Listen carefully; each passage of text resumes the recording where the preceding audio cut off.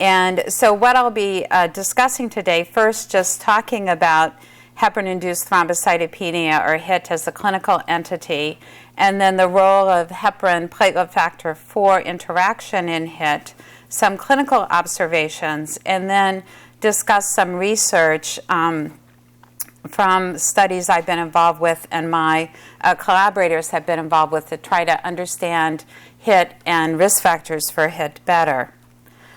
So heparin-induced thrombocytopenia has been recognized as a clinical entity for some time and is defined really with the clinical pathologic combination of someone who presents with a platelet count less than 150,000 or a 30 to 50% drop from baseline after initiating heparin. And the timing is really a key, probably the best clinical parameter we have in the initiation, that it occurs, and these numbers sometimes vary a little bit, but basically between 5 and 14 days. And only in circumstances where someone has had a recent exposure to heparin do they develop HIT earlier than 5 days. And rarely after 14 days, there's an entity called delayed HIT, but generally it's within that period of time. And the real devastating complications of HIT we think of as being associated with thrombosis, and shown in the picture here are the black toes. And as a hematology consultant, whenever we're thinking of HIT, the HIT exam includes taking off the slippers and looking at the toes and hoping one doesn't see toes like these. The diagnosis remains a clinical diagnosis, and we'll get into laboratory testing.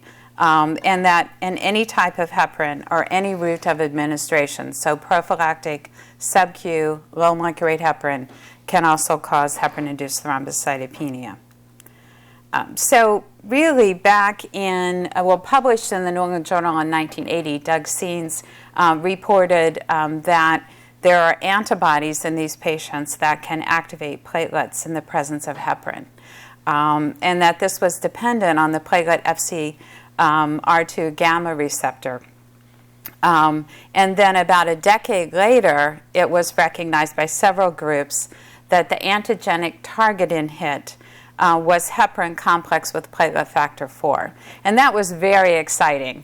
I remember that because HIT was so devastating. That was before we had direct thrombin inhibitors to treat HIT, and we would watch patients lose extremities. And so we thought, well, this is great because we'll really be able to diagnose HIT and have a laboratory assay that will tell us the answer. Well, that happened. We'll get back to that in a little bit, but first we'll talk about platelet factor 4.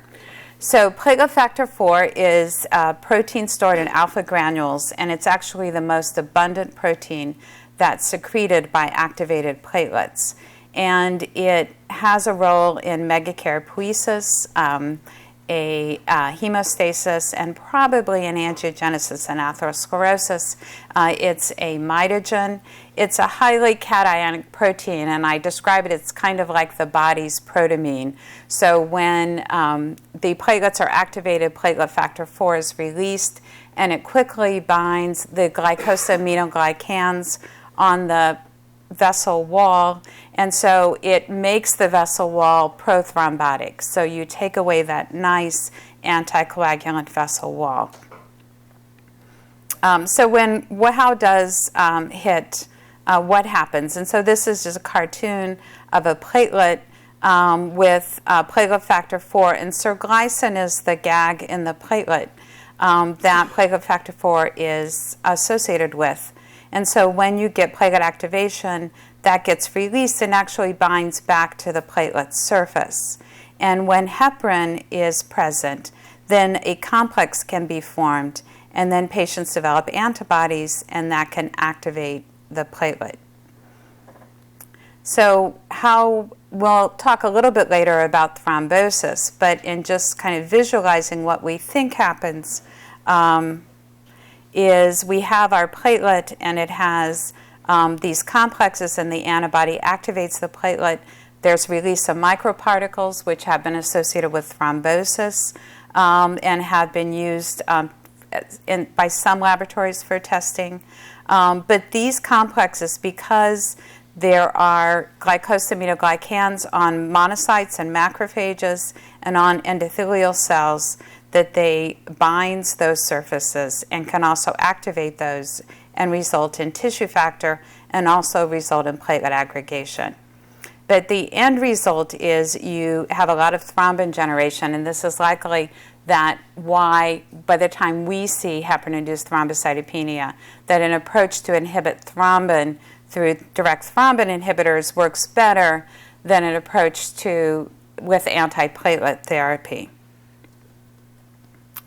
This is when back to kind of the testing, when we found out that heparin platelet factor 4 was the antigen, then there were a number of studies looking at this, particularly in patients undergoing cardiopulmonary bypass. And we were one of many groups to look at this and report that patients developed antibodies, and that after cardiopulmonary bypass, up to 50% of patients develop antibodies to heparin platelet factor 4. And that's why a HIT diagnosis in the setting of cardiopulmonary bypass is very difficult. And basically, your laboratory testing helps you in that setting really only if it's negative. So in this study, we took 100 patients that we followed prospectively, and this was an old assay, a homegrown assay, where we divided the ELISA results between negative, intermediate, and positive. And this was before patients went to bypass and after they went to bypass. And the striking thing is that everything becomes more positive. And so in this setting, what happens during cardiopulmonary bypasses and the heparin exposure is very immunogenic, and patients form a lot of antibodies. We actually did in HIT, in addition to looking for the antibody, there's a functional assay called the serotonin release assay, which I'm sure many of you are familiar with. And that's really measuring the ability of the antibody to activate platelets in the presence of heparin. And in the setting of someone who fits the clinical criteria for HIT, it's a very specific assay. We looked at these, we did SRAs prior to surgery and after surgery, and actually 12% of our individuals had a positive SRA prior to surgery. So it just brings home the point that tests have to be interpreted in the context of the clinical setting. And so while it sometimes is considered a gold standard, it's only a gold standard if the patient looks like they fits the clinical criteria for HIT. So many others reported this, and this was a nice article by Ted Workington where they looked at patients who had they had samples from patients who had undergone surgery, either orthopedic surgery or cardiac surgery, and they looked at individuals who were the number who had it SRA positive, the number who were ELISA positive, and as you can see, they had exactly 50%. And the number who actually had HIT. So in cardiopulmonary bypass, the number of patients who have positive ELISAs compared to those who have clinical HIT, it's much, much smaller. In orthopedic surgery, the numbers are a little better. So so 10 of the 205 had clinical HIT, and 29 of the 205 had a positive ELISA. They've tried to improve the testing, the clinical testing now, by making an IgG-specific ELISA. Now, only IgG can activate a platelet through the Fc gamma receptor. So if your endpoint is platelet activation, your IgG test is the test that you want. And it probably does significantly improve the test. But we don't know for sure now that IgA and IgM antibodies don't also do something. So it's just something to keep in mind that if one's using an IgG-specific test, you're not detecting IgA and IgM, and that in certain circumstances could have clinical implications. So in terms of trying, so who really has HIT? So since the laboratory test can help us, but it doesn't make the diagnosis.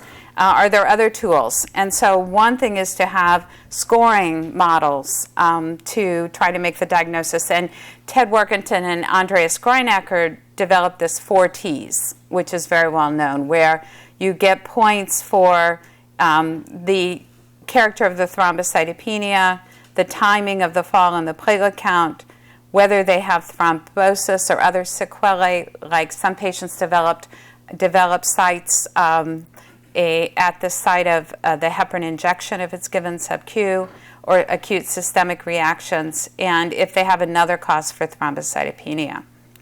And it turns out that this scoring model has a very poor positive predictive value, actually, from about 9 to 17%, and not very good inter-observer agreement. And so Adam Suker, who was a fellow who worked with me and now is an assistant professor at Penn, looked to see, well, maybe we can develop a better scoring model.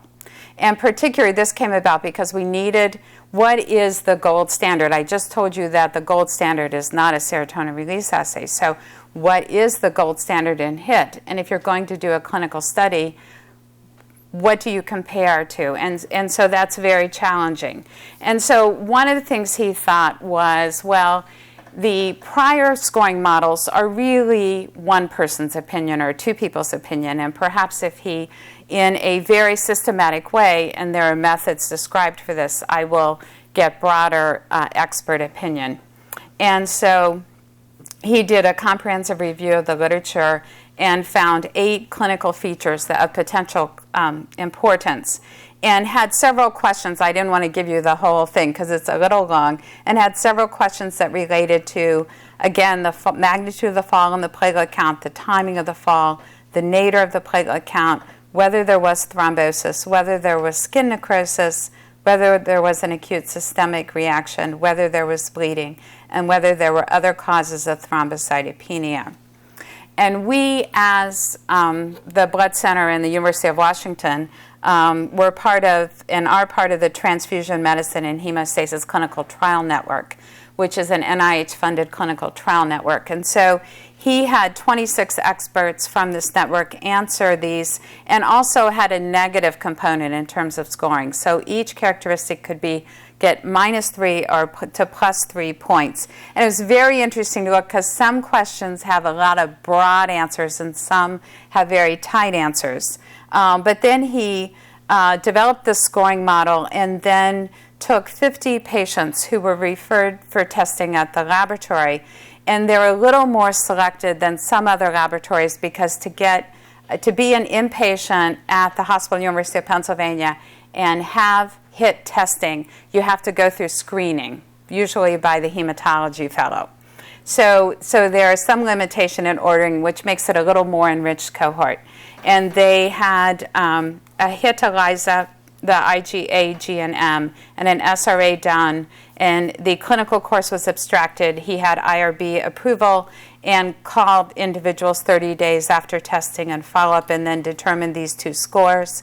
And then he developed case studies and had 3 outside HIT experts who had not been involved in developing the tool initially to score whether the individuals likely had it or did not have it. And he got really nice results from this. And so this is in press in the Journal of Thrombosis and Hemostasis. So he looked at the OD in the ELISA. And Jeff Zwicker and subsequent individuals have shown that in patients with HIT, the higher the OD, the more likely they are to have thrombosis. And as you can see in his model, he had the higher the score, the more likely they were to have a high ELISA. He also found differentiation between the SRA and the ELISA, which the 4T did not. And also they really didn't vary. And then I had to show this knowing I was coming to a lab medicine conference. His ROC analysis now, the perfect test really hugs this so that you're looking at true positive and false positive rate. And as you can see, his score is at 0.91 is really excellent, and again outperforms the 4Ts. My feeling often are these tools don't help us as much with clinical diagnosis as they do with clinical research, and it was developed for that. But I think as he applies it, he's going to now, he's applying it to some of these new testing to see, so that we'll have a gold standard of clinical diagnosis, or a golder standard, and then he can use that in further clinical studies. So we have a little better understanding of how to kind of figure out who has HIT and not HIT, and using that, there's still a lot of questions. And so when individuals are exposed to heparin, why do some develop antibodies and why do others don't? If they develop antibody, which a lot of people do, why do some patients develop heparin-induced thrombocytopenia and why do others not? And then if they have HIT, why do some patients develop thrombosis and why do others not? And these are questions that we need answers to. Now, there are a few answers. We know that I showed you data that in patients who are undergoing orthopedic surgery, they actually have a higher incidence of true HIT, even though fewer antibodies than patients undergoing cardiac surgery. Women have a higher incidence of HIT than men. In the antibody formation, we talked about that the IgG appears to be the major antibody in this, although maybe not the exclusive antibody. And we don't really know well the role of monocytes, which I'll get to in a moment, or the endothelium, which these complexes also bind. And I told you that a higher antibody titer correlated with a higher risk of thrombosis.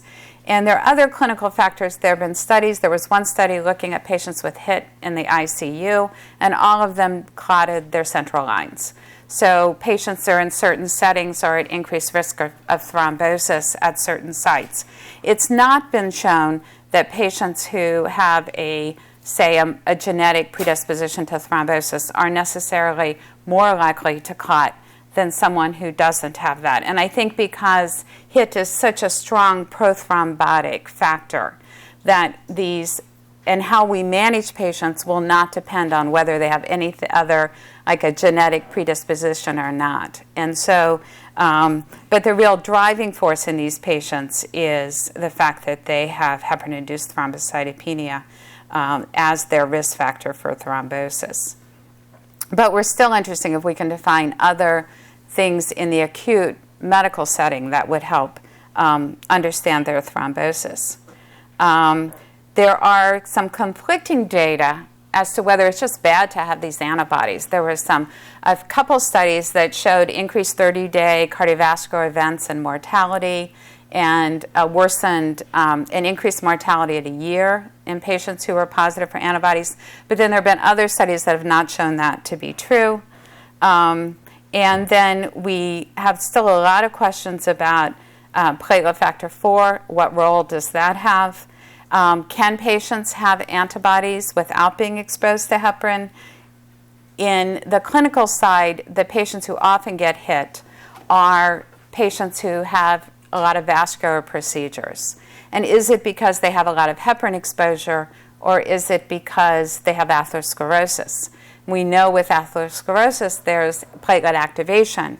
So could those patients have chronic platelet activation, be releasing platelet factor 4, and platelet factor 4 be bound in the vasculature, and then be an immunogen and they get exposed to heparin, and they've seen that, and it blinds with platelet factor 4, and they've seen that antigen before. So there are a lot of questions. There's also very interesting questions, and I'm not an immunologist, in terms of antibody evolution. It's not your usual antibody. And patients who get exposed to heparin, patients who've had HIT, and then later, say a year later, they get exposed to heparin again, they won't necessarily develop antibodies again. And we try to avoid exposure, but if patient needs something such as cardiopulmonary bypass, and it would be better to give them heparin, that has been done and is recommended and done safely. So they don't have a recall type antigen, and why not? So back to the clinical, the antigen determinants. It appears that unfractionated heparin is about tenfold, or studies based on Ted Workington, than low molecular weight heparin, and that is more likely to cause it than dinaproid. Fondaparinux, which is the pentasaccharide that binds heparin, first was thought to be too small to complex with platelet factor 4, so therefore won't cause HIT. In patients, though, we know from clinical study that patients who receive fondaparinux can develop antibodies. And there's at least one report of possible HIT due to fondaparinux. But it's been used really widely for heparin-induced thrombocytopenia. It would be great to have a prospective study, but it appears to be pretty safe in that setting. And it reminds me a bit, we used to use dinaproid for HIT before we had direct thrombin inhibitors. And occasionally there were reports that a patient would do worse on dinaproid, but most of them did better. And so it's just that keep in mind that being on fondaparinux doesn't absolutely exclude having HIT, but it makes it very, very unlikely. And there are also at least one prospective study in medicine patients that suggested that HIT was just as common in low molecular weight heparin. So we certainly know that that is not a safe alternative to patients who develop HIT on unfractionated heparin. Now, I've been involved back from our first studies on the cardiopulmonary bypass group with the group at Children's Hospital of Philadelphia and the University of Pennsylvania in looking at heparin-induced thrombocytopenia. And Doug Seens first really described this as an antibody-mediated event back in 1980. And Morty Pons, who is at Children's Hospital there, cloned platelet factor 4. So it was the perfect research marriage for the two. And they have a quite robust program. And they've made a lot of advances. And one of the interesting things is the complex. So that when you mix platelet factor 4 and heparin together, they have to be in a 1-to-1 molar ratio, and then they form these very ultra-large complexes, and they're the ones that are antigenic. So when we think of patients being exposed, it could be the dose of heparin that they have, or maybe if they have just too much heparin, like they do with cardiopulmonary bypass, not too much, but very high doses versus low doses, it makes a difference in terms of how they form their antigenic complex. And then from the other side, it's that there are probably differences in platelet factor 4. And years ago, Morty did a very interesting study, which we're repeating, where he took platelets from 250 normal blood donors, and about 5% of them, so it had a tail, and about 5% of them had platelet factor 4 values above 2 standard deviations. So the thought is, well, maybe those individuals are kind of born with more platelet factor 4 in their platelets and have that as a risk factor for HIT. And they have transgenic mice that express high levels of PF4 and have a mouse model of heparin-induced thrombocytopenia. And in that mouse model, the mice that have higher PF4 levels, it's easier to induce HIT. So at least in the mouse, it appears to be true that if your platelets contain more PF4. And we have an ongoing study where we've looked at some platelet PF4 values, and we're also seeing that right-sided tail. So we have yet to determine whether in humans it's a risk factor for HIT, but it's an interesting possibility. And so based on their studies in platelet factor 4, and shown on the left would be someone who's at low risk of HIT. So they have lower normal platelet PF4 levels, and they get injury or platelet activation. And PF4 gets released and binds to the platelet surface. But when they get heparin, it actually neutralizes the platelet factor 4 if there's only a small amount of platelet factor 4 on the surface. So they don't really have these antigenic complexes, and they don't develop HIT. But in individuals who have high platelet factor 4, when they have platelet activation, then they have an excess of platelet factor 4 on the surface. And with heparinization, they have complexes that remain, and then they are at risk for HIT. So why do patients form blood clots, and what might be risk factors there? And as I said before, patients who have higher antibody titers appear to be at risk. But interesting, and I had to kind of look back at this again. So this is a graph from Ted Workington published in 1998 where they looked at platelet count nadir.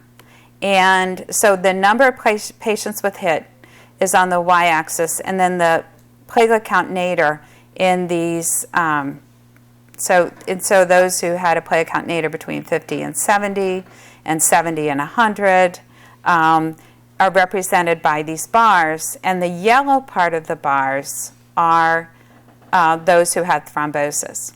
So usually the take-home point from this graph is that you can develop HIT over a wide span of platelet counts, and they can be normal.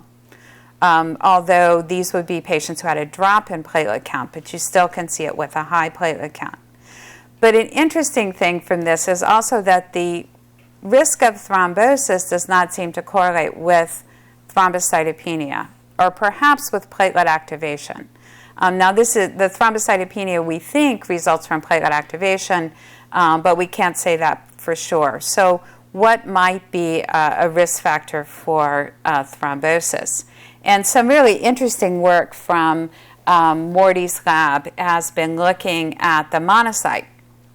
And they have a paper on this that's in press in Blood and was presented last December at the American Society of Hematology. And just to kind of intrigue you, because I think these are wonderful pictures, these are scanning EM of monocytes.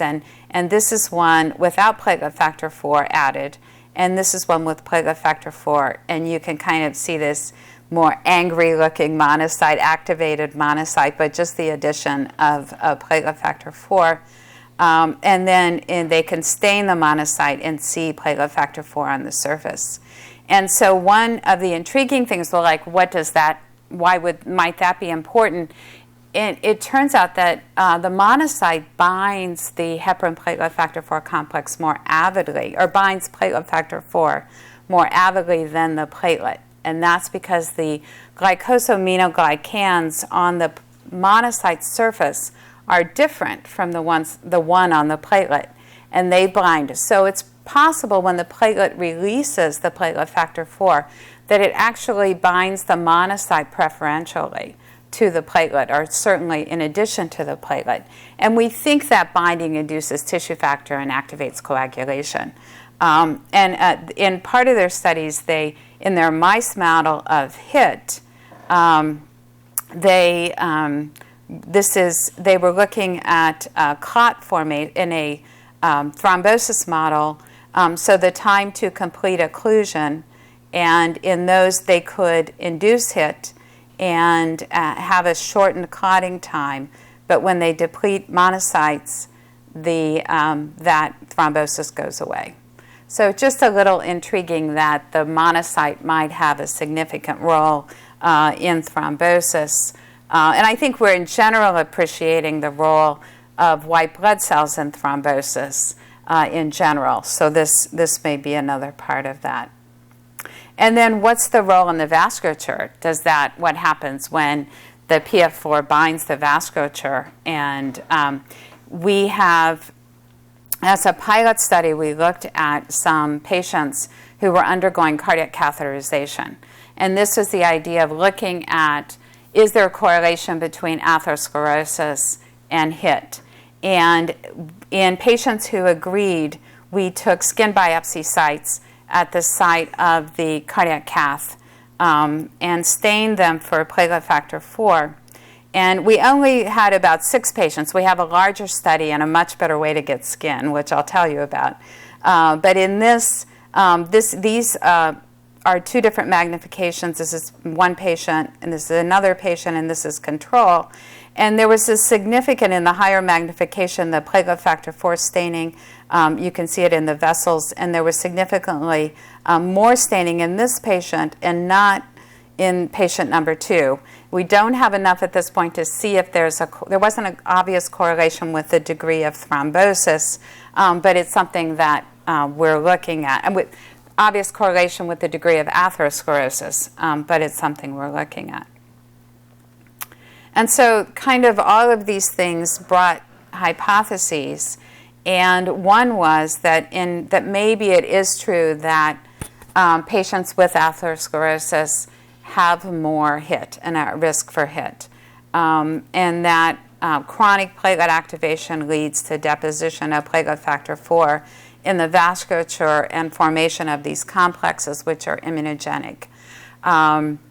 One of my colleagues at Penn has taken vessels that have been removed, carotid arteries, sections that were removed, and stained atherosclerotic lesions, and have found immunoreactivity for this HIT-like antibody that we use.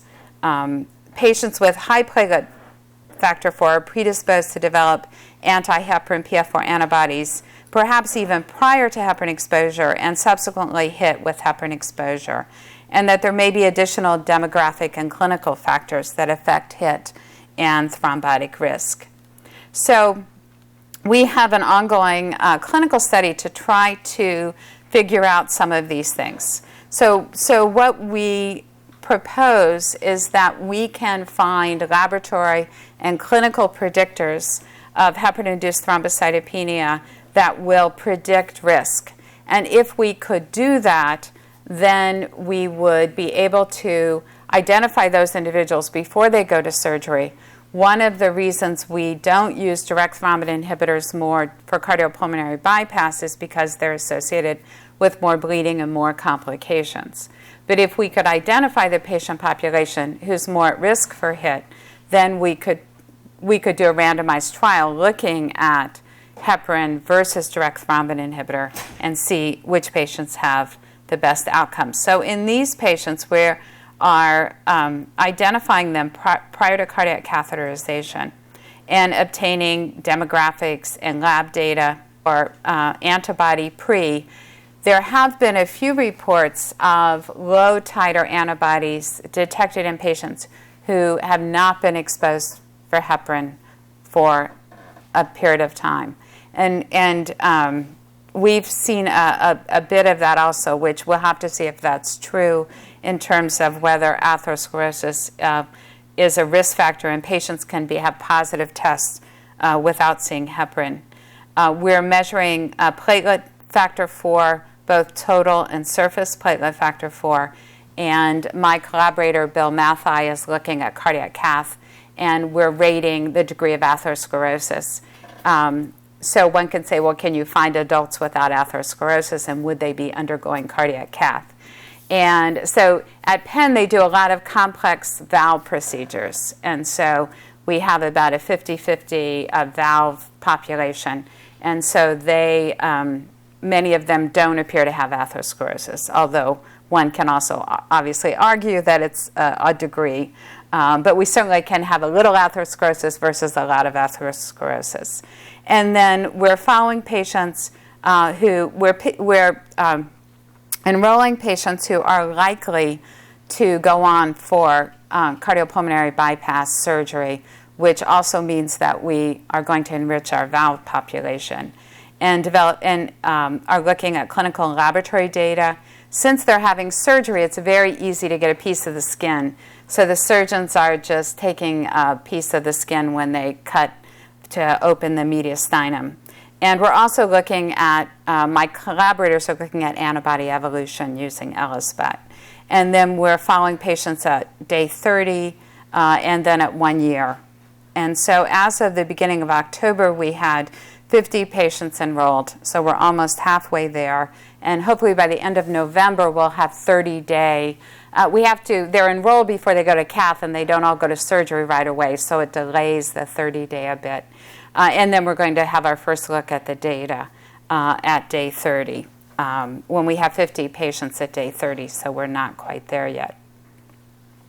So in summary, HIT is a complex reaction to, I hope, shared with you, an antigenic stimulus with platelet activation and heparin gag exposure.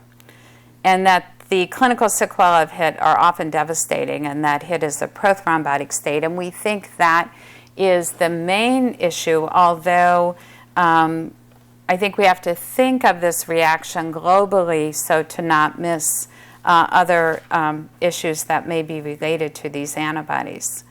But the risk factors for HIT and for the development of thrombosis are not clearly defined, but that, as well as the platelet, probably the monocyte and vascular contributions are all likely important.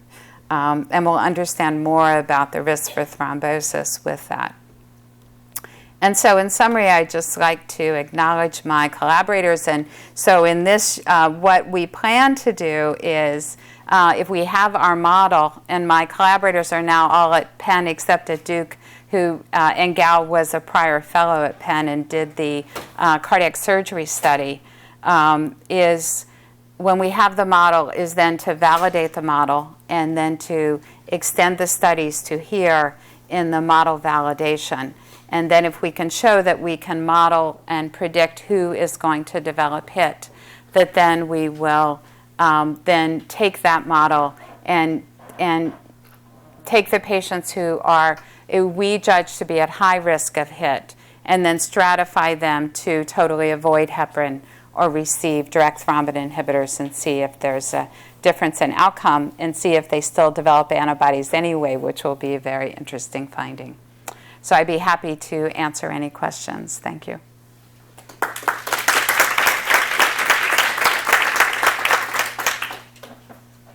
Yes? Do you think there's any possibility of developing medications in the future that might block it, in some way to block the PF4 without blocking the heparin activity? So it's one of the challenges, I guess, is blocking platelet activation.